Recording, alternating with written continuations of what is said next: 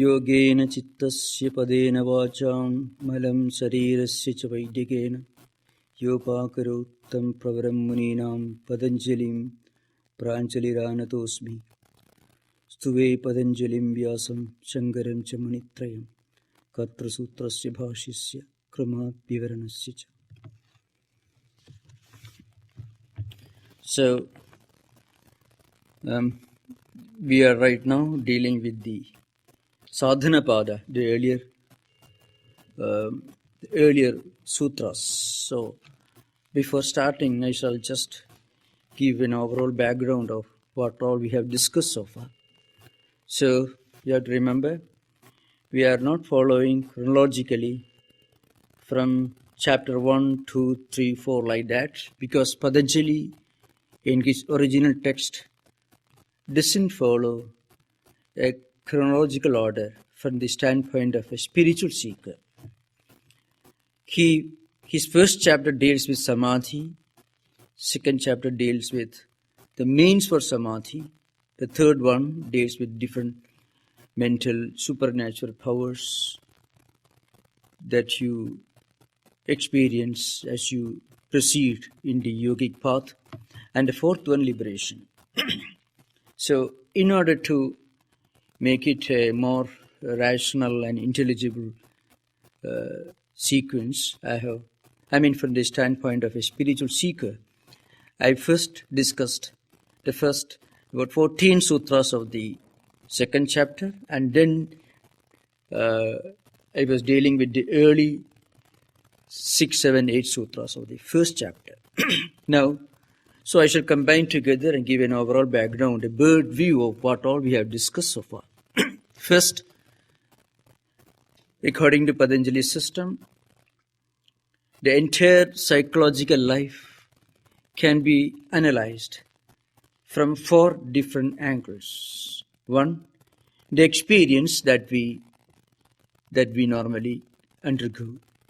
Experiences which are subjective in nature, feelings and emotions that emerge in our mind, and also experiences that come from outside, from other human beings, from different external factors that we experience in our life.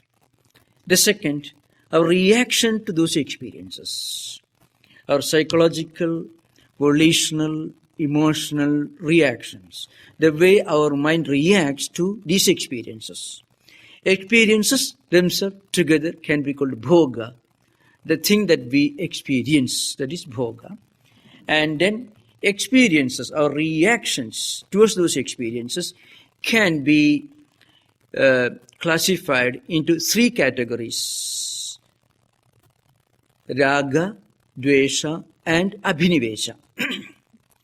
Our extreme attachment, in the sense our great dislike, an extreme liking for something which is totally irrational. Something which we know very well may not be good for our life. Still, we cannot take our mind away from it. Something that spiritually, psychologically enslaves our mind. Often you find certain habit formations are like that. Not only in a pathological sense, but rather many human habit formations sometimes can have a very disturbing effect in our personality. We may know that they are not good for us, and we may really want to come out of them, but we cannot. Every effort to bring our mind out of these undesirable habits meet with failure. So extreme liking for certain things, and then extreme dislike for certain other things. Dvesha. So attachment and aversion, these are the standard translations. So when we use the word attachment, we should qualify that term with some adjectives. A kind of spiritually, psychologically enslaving obsession or obsessive liking, clinging to certain things which we know very well are not good for us. Still, something that sticks to our mind. That is called raga, and its opposite, dvesha, irrational hatred, irrational dislike for certain things. In our mind we know, but we cannot come out of that. It's not in a pathological sense, not as psychiatrists view them, but rather in very common life situations you come across. We do not like certain things. Just we don't know why, but we have a natural instinctive dislike, aversion to certain things. So raga and dvesha, the first two reactions of the mind towards experiences. Both are spiritually, psychologically, and even physically very damaging. People lose their health. People become fatigued, suffer from nervous problems because of extreme aversion, jealousy, malice. Uncontrollable hatred to certain things. Now, one difference between these two problems and the third one, abhinivesha, is this. Abhinivesha is nothing but a perpetual, continuous emotion that is ever present in all of us. In a way, it is a part of our inherited samskaras. I shall explain this after finishing the first two topics, raga and dvesha. As I said, raga and dvesha are not always experienced. They appear only at certain times. Because raga is nothing but our momentary reaction to certain things. And then when the emotion that determines that reaction continues in our life, destabilizing, psychologically crippling our attitude, our way of life, it becomes an obsession. But it is not continuous. It is only a response to some external stimuli. We like certain things because certain things appear to be extremely desirable. And we hate or we have aversion to certain things because they appear to be totally undesirable. So they may not always exist. They exist only at certain times. Second point is, such a liking is associated with a feeling of pleasure. That's why raga, according to Patanjali, is sukhanushayi ragaha. So raga or obsessive attachment is that which follows some kind of an experience of joy. Otherwise we won't feel that liking. So, for example, when we recollect an experience that we had in the past, which gave us some momentary joy or happiness, the mind travels backward and connects with that experience which may have occurred maybe 10 years back. And the mind enjoys. The mind relives, re-experiences that happy experience that we had maybe 10 years back. Of course, yoga and Vedanta will stretch this backward journey even beyond our present life. That's the main difference between hypnotism or regression in modern psychology and yoga and Vedanta. Yoga and Vedanta will stretch this backward journey of the mind even beyond our beginning of the present life, beyond birth. So I will come to that later. So what happens when we remember certain things, memory? It is a kind of re-experience. The mind travels backward towards an experience that gave us joy. And then mind connects with that. So a 100-year-old man, or woman for that matter, if she or he remembers an experience that she or he had, say 95 years back, and when she or he remembers that experience, she may or he may enjoy the same happiness, and she psychologically, mentally goes to her 5th year and experiences that. Psychologically, not physically, of course. Physically, not possible. But psychologically, we travel backward.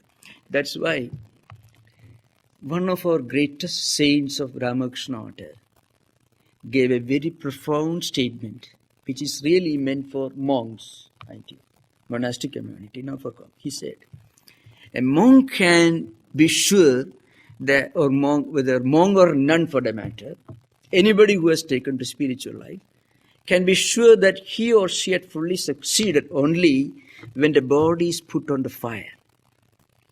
You know what does it mean? Mind can move backward, travel backward. And mind can recollect, bring back from the previous experiences and relive those things, not only psychologically. In certain cases, it can even manifest in physical life, which is called temptation in Christian mystical literature. Philokalia, Brother Lawrence, in the works of, in the autobiographical writings of centuries of I find the Satan's temptation, the devil's temptation, it's called in the Christian mystical tradition. In Vedanta tradition, it's called mind tempting human beings. So the point is this raga, this extreme attachment towards pleasurable experiences can have a destabilizing, disturbing, crippling effect on the mind. You know the reason? The reason is this enjoyment is not really enjoyment. It is only the absence of pain. There are 2 types of enjoyment. One enjoyment is real enjoyment, which is a kind of transcendental spiritual experience. We call blissfulness, you find. When we get something, when we get an inner joy, a blissful experience, something which is truly transcendental, something that is not sensory, that goes beyond the sensory experiences, that we cannot really define or describe in terms of sensory experiences, something that goes beyond the senses. That is the real joy, which Sri Krishna in the Gita calls Sukham Atyantikam Yattat Buddhigrahim Atintriyam. Atyantikam Sukham in Gita means the highest transcendental supreme joy, which is really joy itself. It is not the absence of pain. In the relative plane, in empirical world, in sensory world, in our day-to-day everyday life, money brings joy. But that joy will become pain and happiness when we lose money. Health brings joy when you are young. When you become old, when health is lost, that joy which you had when you were young is lost and becomes pain. So at the relative level, every experience is only the absence of its opposite. Pain is nothing but the absence of joy, and joy is nothing but the absence of pain. It's like 2 sides of the same coin. You can never have a coin with only one side. If there is pain on one side, there is its opposite on the other side. So raga is like that. That's why it's called Sukha Anushayi raga. So this kind of obsessive attachment is that which follows an experience of a joy at the sensory level, which is short-lived, which only, as I said earlier, only the absence of sorrow, not really joy, not real happiness, but only the absence of unhappiness. One side of the coin, that's all. Similarly, the fourth klesha, as I said, psychological or mental problems, challenges that every spiritual seeker has to face in his or her life. That's what we are discussing. You have to remember, avidya, asmida, raga, dvesha, abhiniveshaha, kleshaha. This is the sutra in the sadhana pada, where Patanjali defines the 5 important kleshas. Kleshas means psychological, mental problems and challenges which we have to confront the moment we take the first step in spiritual life. The moment we take the first step in spiritual life, suddenly you find problems emerge. See, if you are sitting quiet watching a TV, a movie, you won't have a problem. You try to meditate, then mind throws up undesirable, unwelcome thought currents. So, Patanjali says, this is not the real joy, it is only a joy which can be at best called the absence of its opposite. Similarly, dukkhanusayi dvesha. The second type of a response to worldly experiences is dvesha, which is the 4th klesha in that order. The 4th problem that we face in our spiritual life is nothing but extreme aversion. You have no real cause for hating somebody. No logical reason for having this aversion. But still that aversion which follows an experience of sorrow. Again, when we hate somebody, when we have a strong dislike for somebody, and when we remember that person or that thing or that experience, the mind travels backward. And the mind reconnects with that unhappy experience or the person towards whom we have an aversion, rancor or malice. Now, how does mind travel backward? In the commentaries, the commentators say, the mind, as it journeys backward, as it moves backward, it needs a track. It travels through the track of tendencies, vrittis and vasanas, samskaras in Sanskrit, which means tendencies, impressions, memories, which modifications of the mind. All these constitute a track, and mind travels backward through that track and connects with that unhappy experience, maybe an unhappy person, and when the memory is brought forward, again mind is filled with aversion, hatred, irrational hatred. In Patanjali's system, to be more specific, it is not the momentary dislike that you feel for something. See, you may not like hot water because the weather is already hot. You may not like cold water because the weather is very cold. It's not that kind of dislike. It is a kind of strong, deep-rooted aversion to certain things, which we really want to avoid sometimes, but we cannot avoid. That's why they have a crippling, destabilizing, disturbing effect on our mind and attitudes, which psychologically cripples us and physically also sometimes can be ruinous to physical health. Because extreme hatred and extreme emotions produce perhaps they have some side effects in the body metabolism, in the body psychophysical system also. So he says this is the 4th psychological problem that normally we face in spiritual life. The 5th one is very important. It says, you see, in the 9th sutra of the Sadhana Pada, Patanjali defines it. Swarasvahi vidusho api tatharudhu abhinivesha. So abhinivesha, that's a Sanskrit term, is the 5th klesha. It is a kind of samskara. Passionate attachment, clinging to certain things that again may not be fully rational.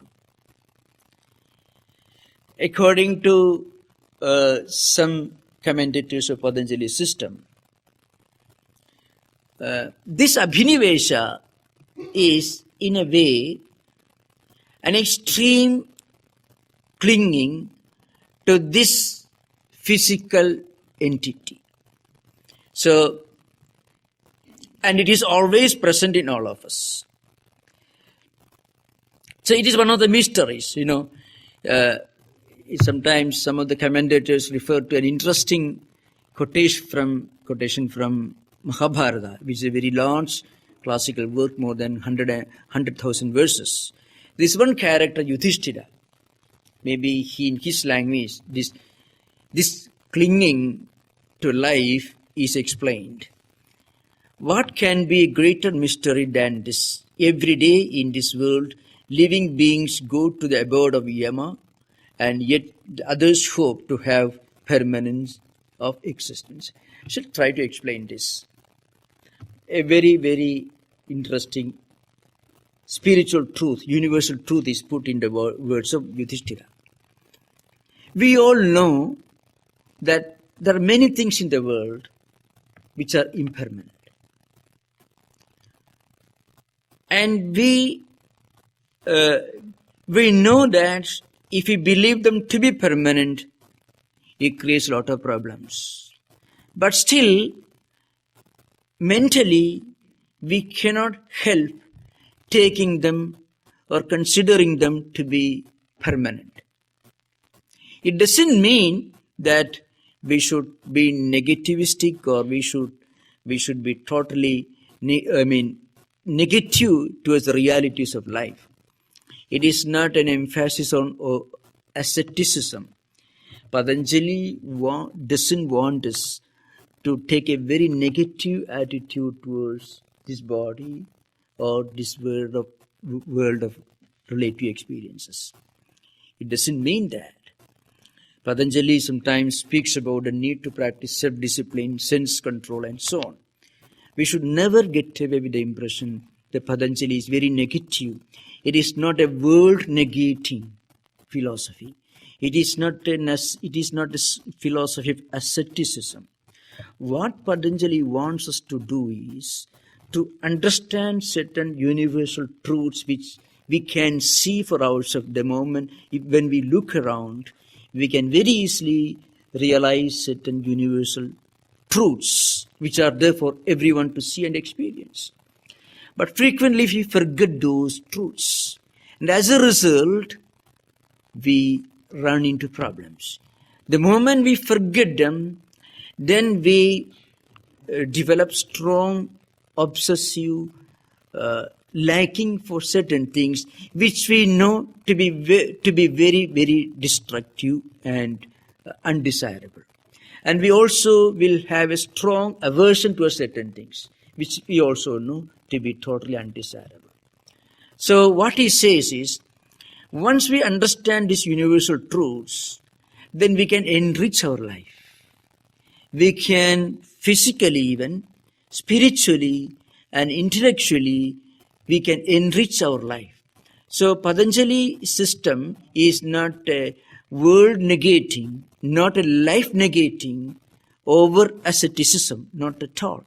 It is a very realistic philosophy that trains our mind to take a very healthy perspective, view of the realities in our everyday life and face these problems in a very spiritual, in a very positive manner.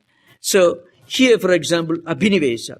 Abhinivesa is frequently referred to a constant clinging to certain things that we know to be impermanent. And according to some commentators, the most important type of clinging is clinging to this physical body. This physical body is not to be neglected, not at all. Physical body is a wonderful instrument with which you can do wonderful things for the good of ours and also for the good of others. But sometimes when we interpret ourselves to be this physical body, to be nothing more than the psychophysical mechanism, then what happens? We become a slave of this body-mindedness, And that destroys our real ability to make proper use of this wonderful mechanism with the psychophysical body is. That's the problem. So that's why Patanjali gives one solution.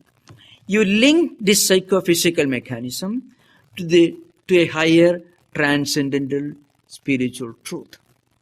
The moment we interpret ourselves to be just this psychophysical mechanism, then every experience of raga, as I said, extreme obsessive attachment, and dvesha, extreme aversion or hatred, they will have a crippling effect on the body and also on the mind. And the reason why we develop this extreme aversion and extreme liking is because we interpret everything in terms of psychophysical entities. So, Patanjali says, we have to establish a link between this psychophysical entity to this higher transcendental spiritual dimension. This is given in this idea is illustrated in one of the most profound Upanishadic Vedantic text. It's called Kathopanishad, in the form of an interesting dialogue and a narrative, which brings out the essence of this higher philosophy. How to link ourselves to this transcendental spiritual truth. Because by linking our personality to our true spiritual dimension, we are expanding, we are evolving, we are enriching our life and also our personality. The story of a dialogue. The text is called Kathopanishad, which is part of the Vedic literature, part of the Krishna Yajurveda. As I said, it's in the form of a dialogue. The teacher is the Lord of Death.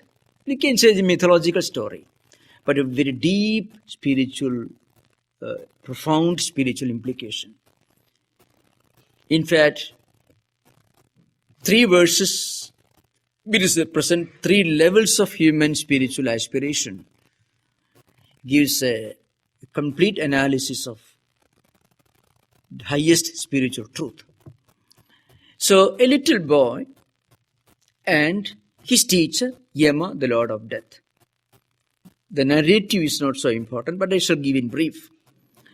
A little boy, his name is Nachiketa, the old Sanskrit name, In those days, the highest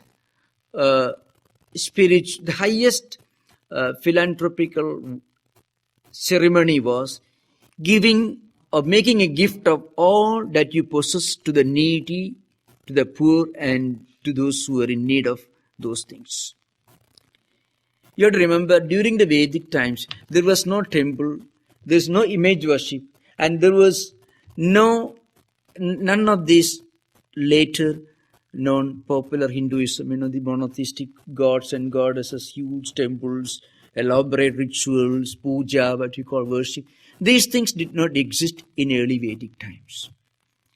In those days, the highest and the most important form of spiritual practice was performing Vedic sacrifices.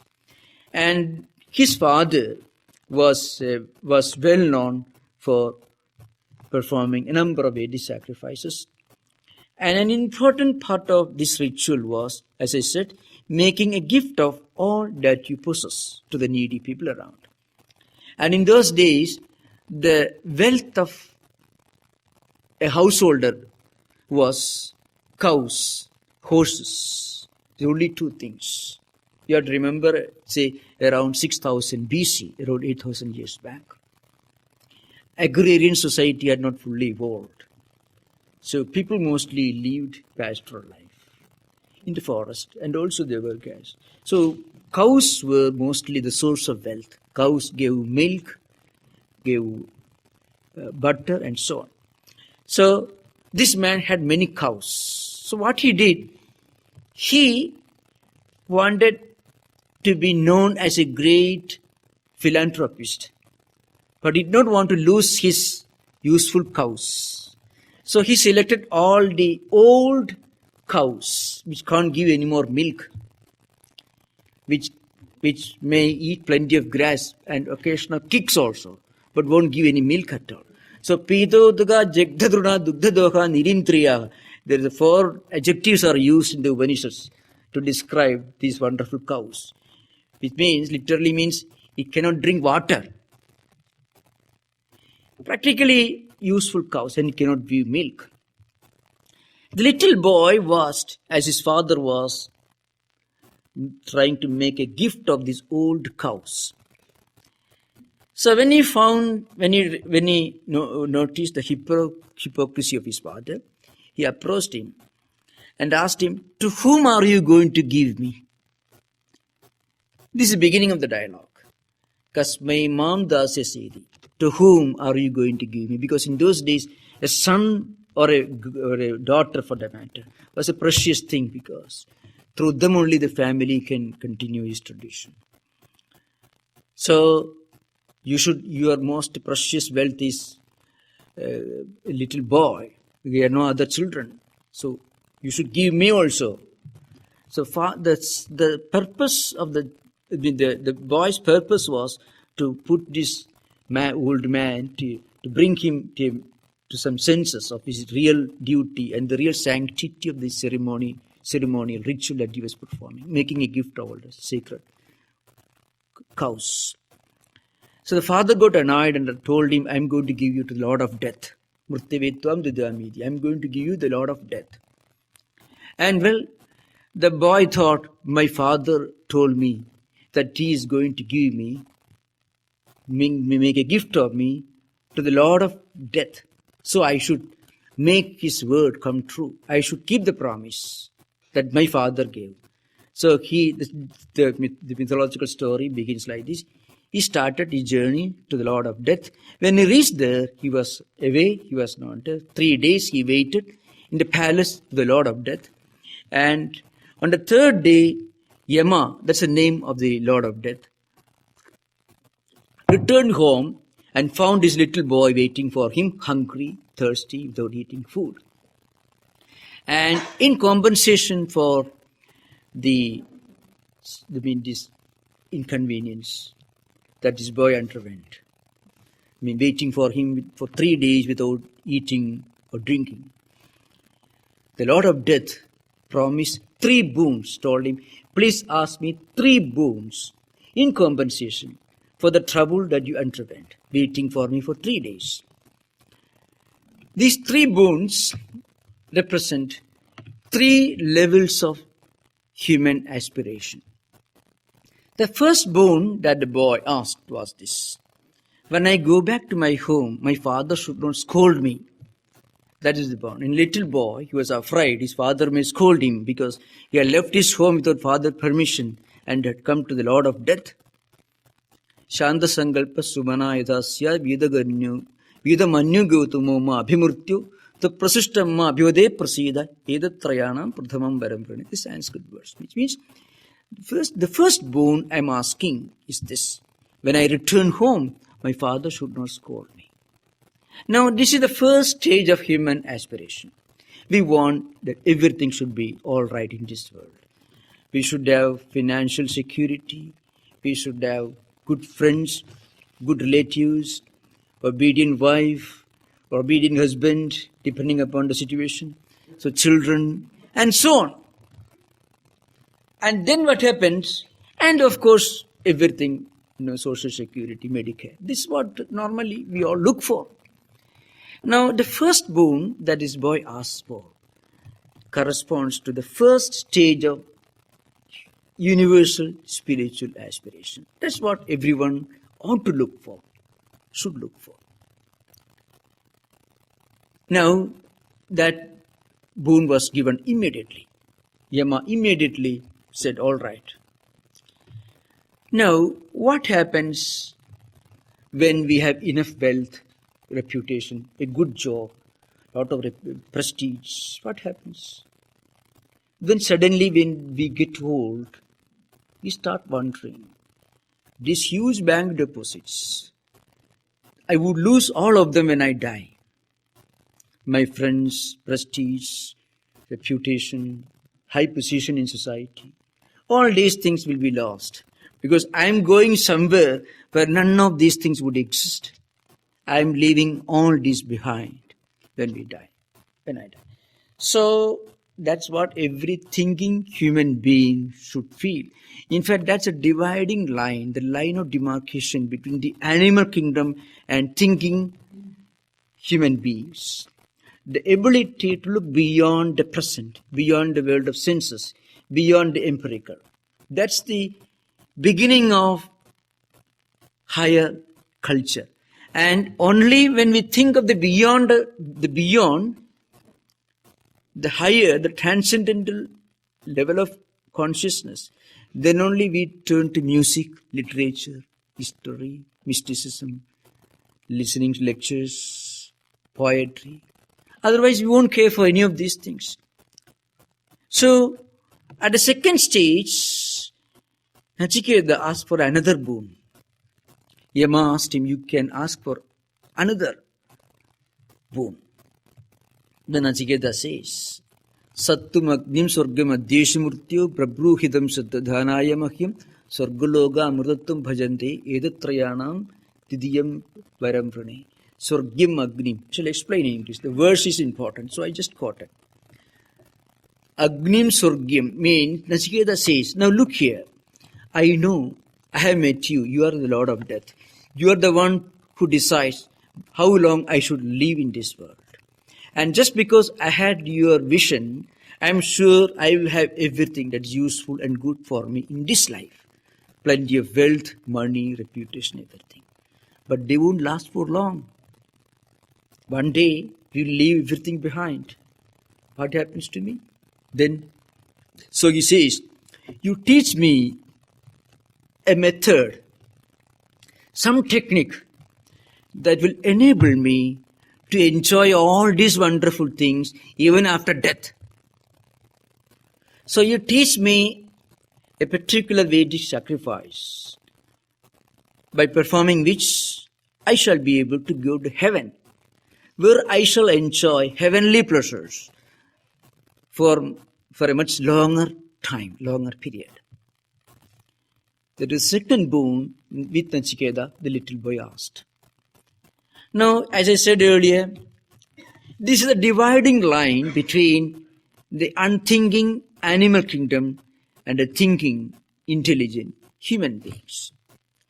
But there is another line of demarcation at another level. There are those who think even beyond empirical, beyond heavenly pleasures, and who want to ask this question, what's the meaning of this life? What's my true nature?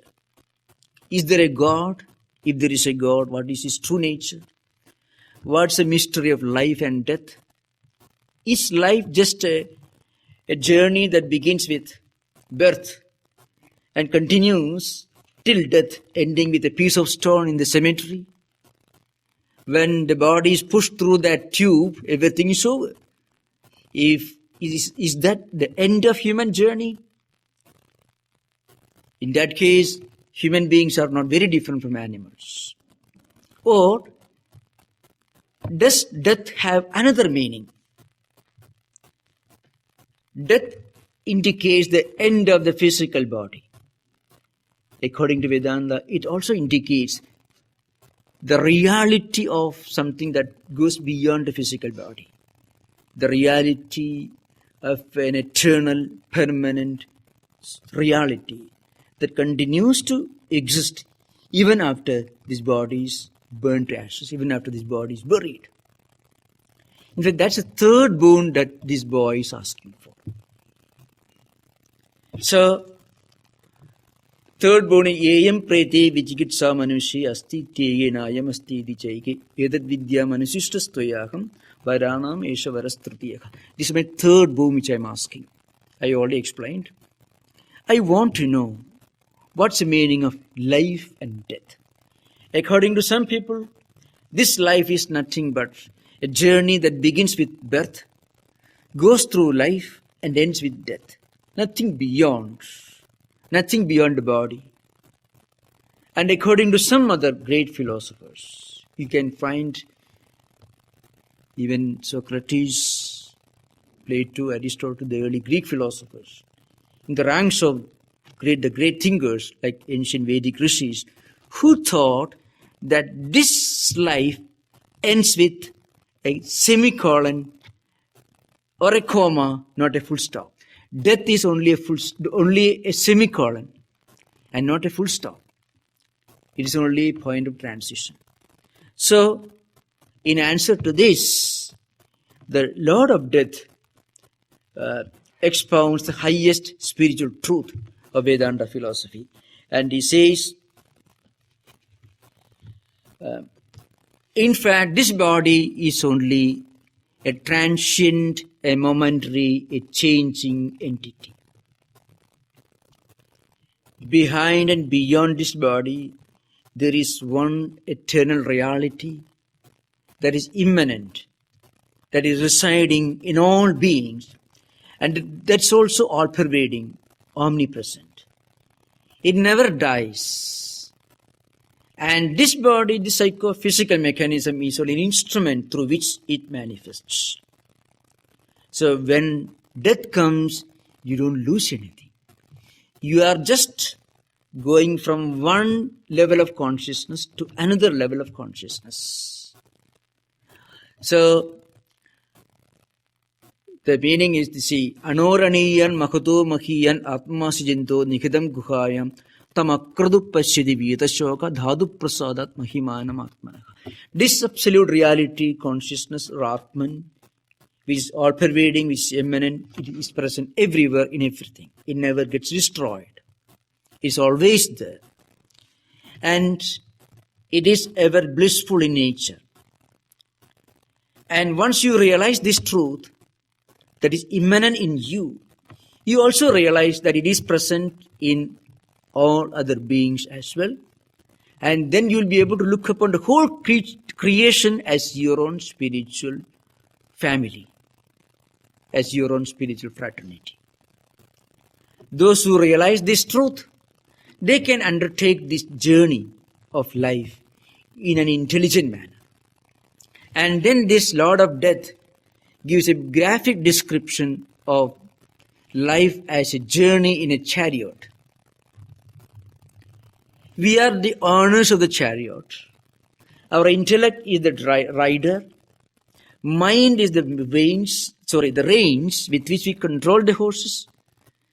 Our senses, our eyes, which drag the mind towards different visual objects. Our ears, which take the mind towards different objects through the sense of hearing, the sense of touch, the sense of smell, the sense of taste. All these 5 senses of perception take the mind towards different objects. And these senses are the horses. But the horses should be controlled by somebody. And who controls the horses? The intellect, the refined mind. And mind is the reins. So intellect is the rider, mind is the reins, with the help of which the intellect controls the horses. And the whole world of different objects, sensory pleasures, is the road through which the horses travel. Now, if the rider is not intelligent, and if he is drunk, for example, if the reins broken, and if the horses are indisciplined, then we won't be able to reach our destination.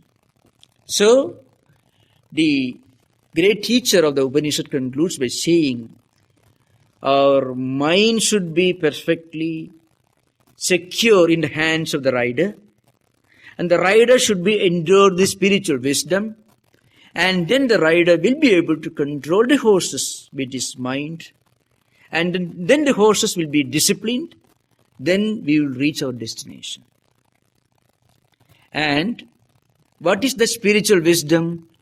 The spiritual wisdom taught by Vedanta and Yoga constitutes that discerning mind, a spiritual wisdom that enables us to undertake the journey of life with proper understanding, with proper intelligence, spiritual wisdom. Now, Once we realize this, then we'll be able to react against these problems of raga, dvesha and abhinivesha, extreme liking for certain things which almost cripple our life psychologically, and extreme aversion, which is the same thing, and also extreme clinging to certain things to such an extent that we become caught, we become trapped by certain undesirable attitudes and behaviors. So, how to confront them? We can confront them with the help of a counter thought. The 10th sutra says, Pradiprasava heyaha sukshmaha. How do we confront these psychological problems, which we have already outlined as kleshas, avidya, asmida, raga, dvesha, abhinivesha? Extreme egoism, extreme liking for certain things, obsessive liking for certain things which really cripples our mind, and extreme aversion or hatred to certain other things.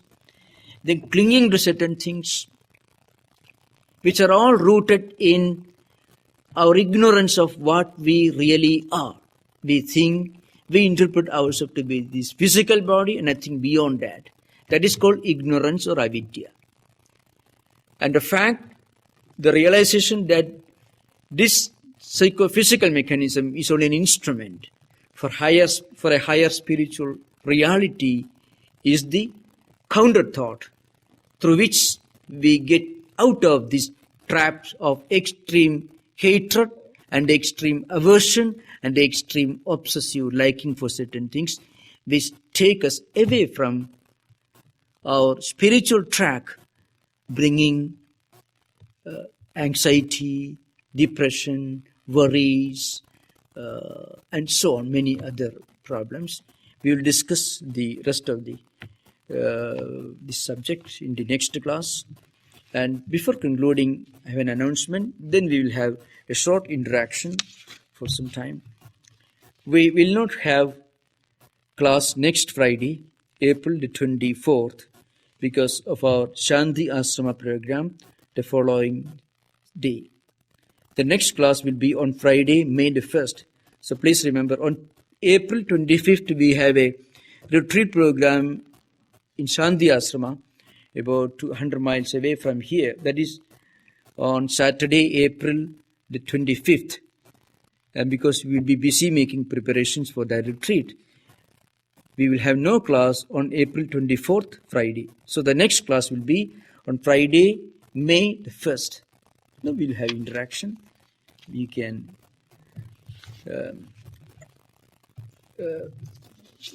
put forward your views, your opinions, and we can have a discussion, maybe for about 10 minutes. Yes.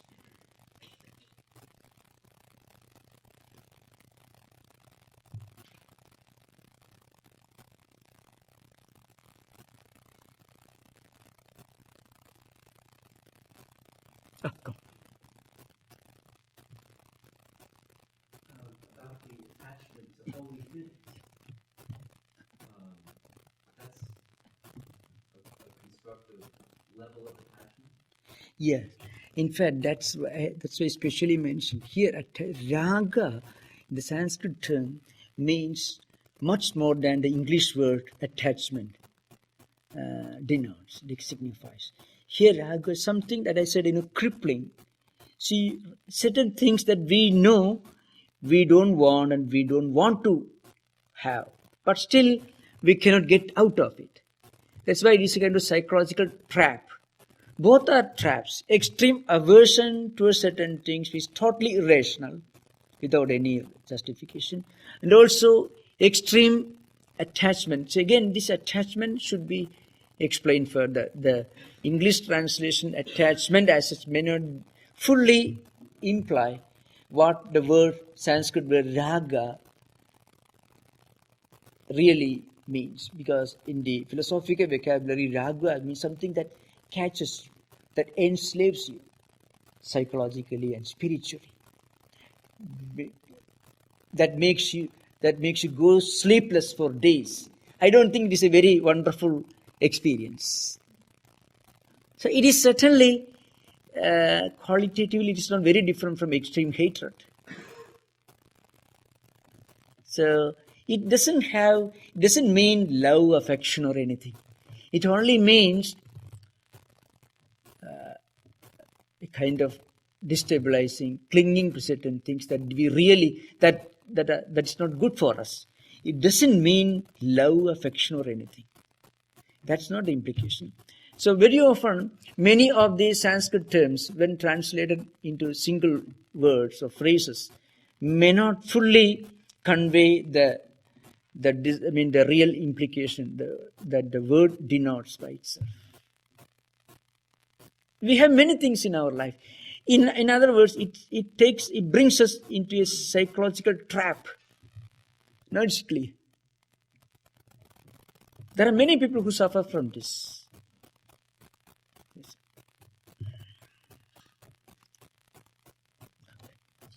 I've just been meditating recently, but it seems like it's revealed to me that I'm nothing more than but just my motivations. And so what is the motivation for this raga, or if that's what you credit for, where does that come from? Past lives or some type of, because I've had a lot of compulsions and needs for things. I think everyone does, like you're talking about, but where would you say that those desires stem from, if anything at all? Well, when we have a desire for certain things, we really don't want to have that desire. There are many things that we have desire for. We don't really want to have that desire. So that's raga. So it is something that we should try to get rid of by sublimating this attachment to something higher. So we can sublimate, we can give a spiritual orientation to our desire. There is such a thing as sublimation of desire. Have a constructive, creative desire for something higher, something that is noble. That's the best way to fight the problem of desire for lower things. We can lift the level of our desire to have a strong, constructive attachment to something higher. That is elevating. It could be higher spiritual personalities, even for people who have done great things for others, who are being unselfish, men and women of sacrifices like that. So if you have a strong admiration for them, that admiration is a kind of sublimation of your attachment to something higher, which really a kind of giving a spiritual orientation to our natural human instincts. In fact, that's a very psychological, very scientific description of this problem in Patanjali system. Giving a spiritual orientation to our natural instincts. That's the best way to get out of undesirable instincts. Because when you give a spiritual higher orientation to our natural instincts, what happens? Our emotions, our feelings, our natural tendencies also get a promotion to a higher level. That's why when we don't discuss these things, people may believe, Patanjali yoga system is a life negating, world negating kind of asceticism, which is really nihilistic and negativistic. So it's not at all. It is highly enriching. It's an ennobling, elevating way of life. This idea behind. Even the simple English translation of the sutra, for example, Yoga Chitta Vritti Nirodhaka, the second sutra. Often you find simple translations because in a translation you cannot give the whole intended meaning, which are given in the commentaries. So literally it's translated, yoga is the cessation of modifications And modification is nothing but the way in which our mind responds to external experiences. That means emptying the mind. What purpose does it serve? So, the commentator will say it is an attempt to control the mind taking undesirable modifications, the mind getting identified with undesirable modifications which emerge out of the mind coming in contact with different external stimuli. So that mind itself gets enriched, elevated. So it is a creative and constructive way of life which enriches us spiritually, psychologically. Society. Please. Can you get to the third level before passing through the first two levels? You mean you Nachiketa's third request. oh yeah, yes. Well, there again you have to talk in the language of rebirth and law of karma. So, according to this sutra, where Patanjali defines abhinivesha, it is a continuous natural instinct. Every experience is a revision according to Patanjali system. If you find a person endowed with a great spiritual wisdom who has no desire for anything lower, it only means that he has left behind that stage, if not in this life, in the previous life. Otherwise, it is impossible. Any attempt to repress things can be disastrous. That's why I said earlier, a man who is 100-year-old, he can go back to his early years mentally, and he can identify himself with experiences at lower levels. So, transcending is one thing, repression or negating things is another. Transcending means you are joining the kindergarten and you study well, you are going all the way up to PhD level. So you are what you learn later is not a negation of what you learn at the early stage. It is only higher level. But if a person really has a strong desire, like Shankaracharya, he left his home when he was only less than 7 years old. And he became a world teacher. He didn't go through all these different stages. Sri Ramakrishna had a samadhi experience when he was a tiny boy. He was walking in a paddy field, in this story. Many great mystics you find all this, the Christian mystics' life. How do you explain? Patanjali would say, or your Vedanta would say, they had gone through the earlier stages, sometime, maybe not in this life, but in the previous life. So anybody who shows a great prodigious skill or aptitude for something higher means that person has acquired that skill in the previous life. So it is a revision. We are not born tabula rasa, it's an empty slate. That's the idea. There are people who are born with their desire for the third boon, no doubt. There are many great. But they have gone through the early stages sometime in the past. Yes. So, any more discussion? You are most welcome. It's okay. You are welcome to even disagree with me. You need not agree with all that you say. There are different views. Come on. I disagree that Shanti Ashram is 200 miles. Oh, yes, that's right. 100 miles, 2 hours. I think 2 hours drive. Yes, okay. Shanti Ashram. Come. Coming back to the definition of one of the definitions, you mentioned cessation of modification, right? But our purpose here is also to gain experiences, right? We gain knowledge through participating in different experiences that allows for some modification. Yeah, In fact, modification with higher thoughts. It is a kind of sublimation, elevation of modifications. As I said earlier, giving a spiritual orientation to our natural instincts and experiences will naturally result in the creation of healthy and spiritually sublimating modifications, which will neutralize undesirable modifications. That's what Patanjali is going to the next sutra. For every negative emotion, there is a very scientific method in Patanjali's system. You counter that through a counter thought. So, modifications resulting from unnecessary or undesirable experience, equilibrium. Well,